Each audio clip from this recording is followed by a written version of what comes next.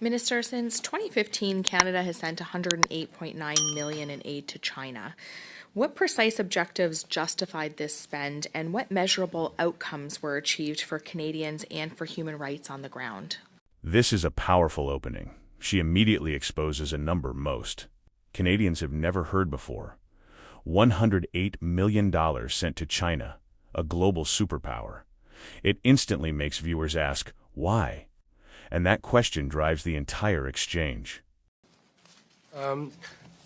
Look, Canada doesn't give any bilateral funding directly to the state of China or the government of China. The work that we do is for civil society work, for human rights, for gender, and for climate initiatives to make the area a bit more climate resilient. Most of the work, that funding is done through multilaterals. So as we contribute to the Red Cross, Oxfam, other UN organizations. This is a broad, general answer. He avoids naming a single group or project, and the explanation sounds rehearsed. Viewers can already sense he's not addressing the core issue.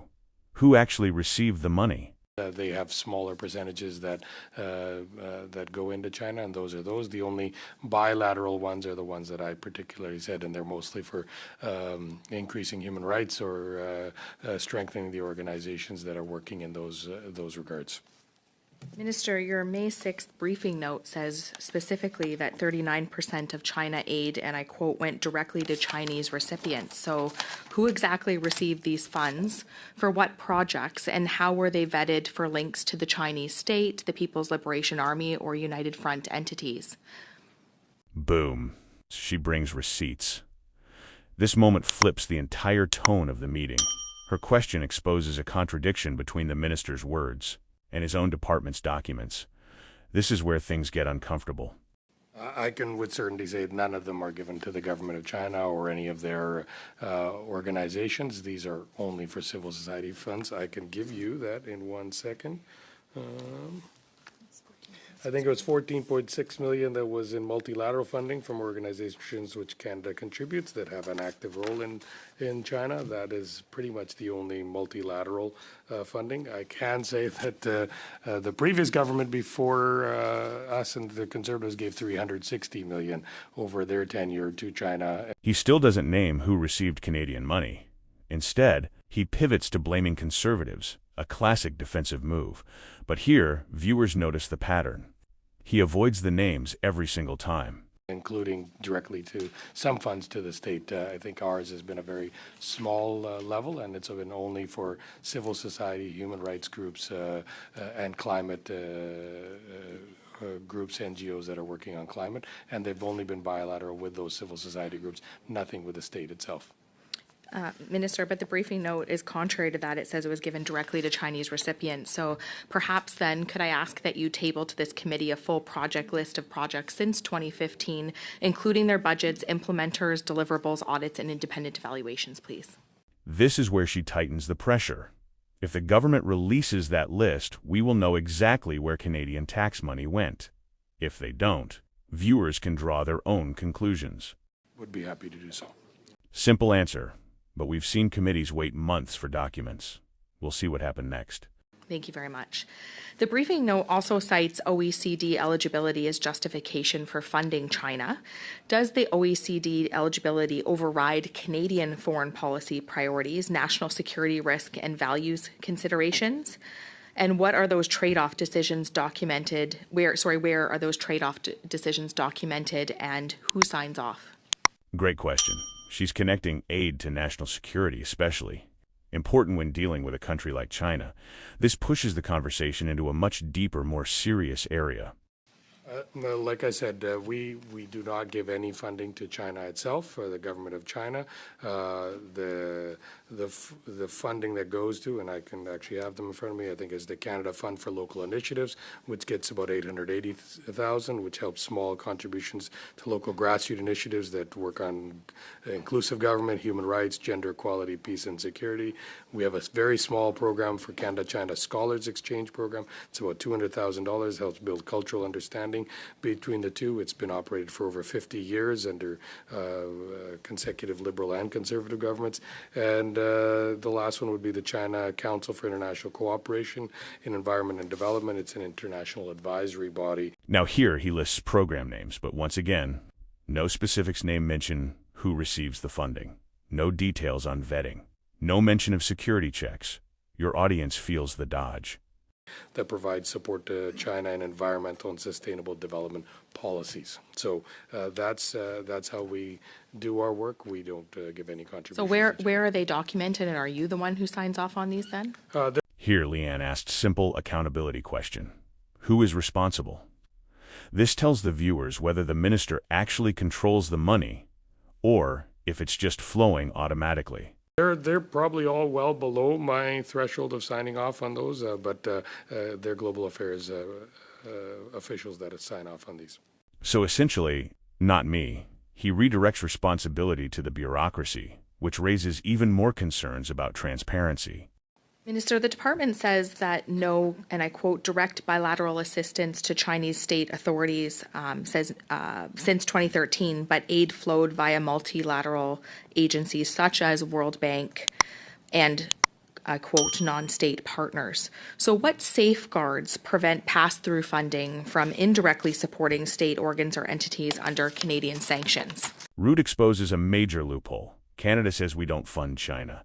Yet our money still reaches Chinese projects through global banks. So the real question is, are Canadian tax dollars indirectly supporting entities we're supposed to be sanctioning? So I don't think there's any sanctions in that regards, but they're mostly multilateral development banks. They contribute. There are also contributions to the Green Climate Fund. The sectors that they're working on are in energy, transport, and storage of the energy, and environmental protection. So those are the two areas that some of these multilaterals development banks have been funding, including places like China. And I think Canada's share of the multilateral is about $12.1 million. Thank you. Sarai's answer raises even more questions. He admits the money flows through global banks, but he can't confirm sanctions, can't explain safeguards, and can't say where Canada's $12 million actually ends up. That uncertainty alone should concern every Canadian. Minister, you say that no money goes to the Chinese state, but Global Affairs paid $1.1 million in educational grants to Chinese universities and colleges. And of course, Chinese colleges and universities are linked to the state, and I can't for the life of me think why we're giving money when money is supposed to be for impoverished people living in poverty. This hits hard. Chinese universities? That's not aid. That's funding institutions tied to the Chinese government. And potentially the PLA. You can hear the room go silent after she asks this. And the only people in China who can afford to go to school are those from the wealthier families. So, Minister, I was wondering if you could table with the committee which institutions, what programs received the funds, what steps were taken to prevent the misuse of Canadian funding, and were assurances in place that this funding was not used for furthering educational oppression by the Chinese state. I can defer to my deputy if he can answer those and any particular questions in that regards. The instant a minister passes a question to the deputy, you know the answer's messy. They don't want their fingerprints anywhere near it.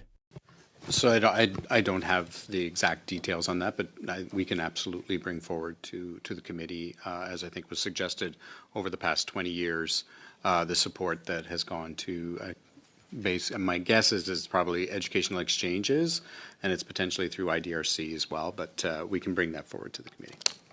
Thank you very much. We'd appreciate that if you could bring that to the committee. Minister, going forward, will you suspend new disbursements to Chinese recipients and other hostile state actors pending a full risk review and public audit? This is the accountability question. This is yes or no. Moment. A clear question. No politics needed. Just commitment. Will you be implementing additional partner vetting, transparency and disclosure, human rights, unconditionality, and intellectual property safeguards as conditions on aid disbursements? Look, I think that's already Global Affairs Canada. When they fund and review any of these grants, have a very rigorous process in terms of vetting those programs, and they have a strict criteria to adhere to. So I'm pretty confident that those measures are already in place. He refuses to say yes. He refuses to say no. He gives a process answer and avoids the heart of the question again.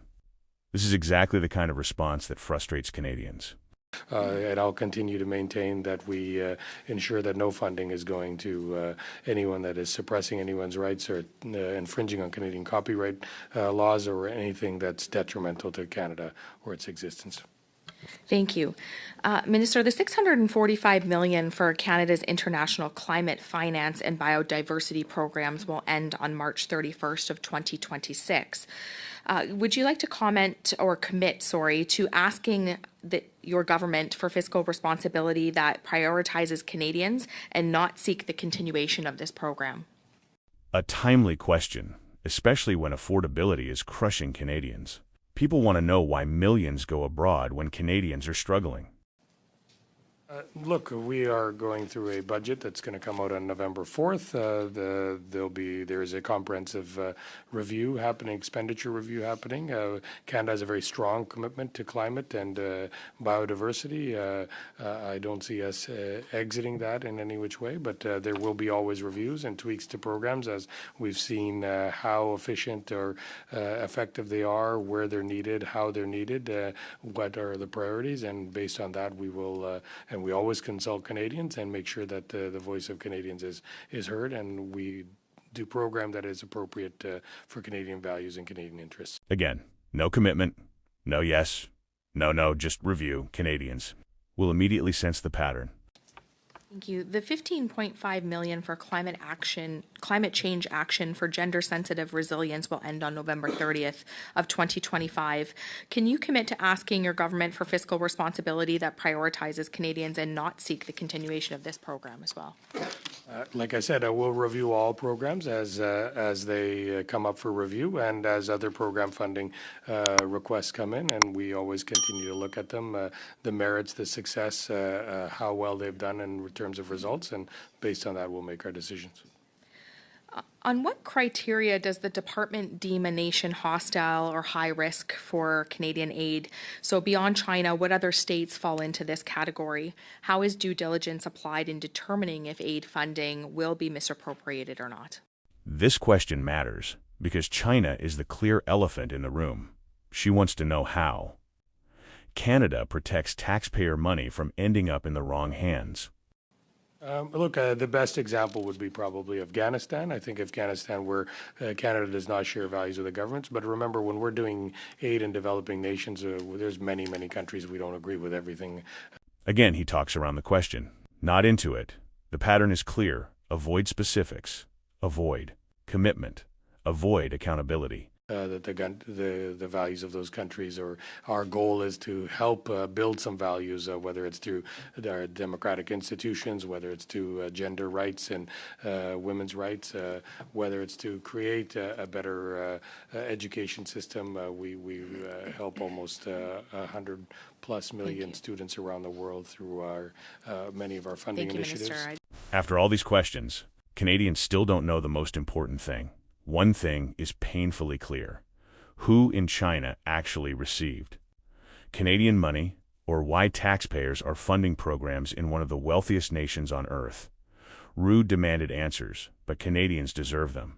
And after today, the pressure is only getting stronger.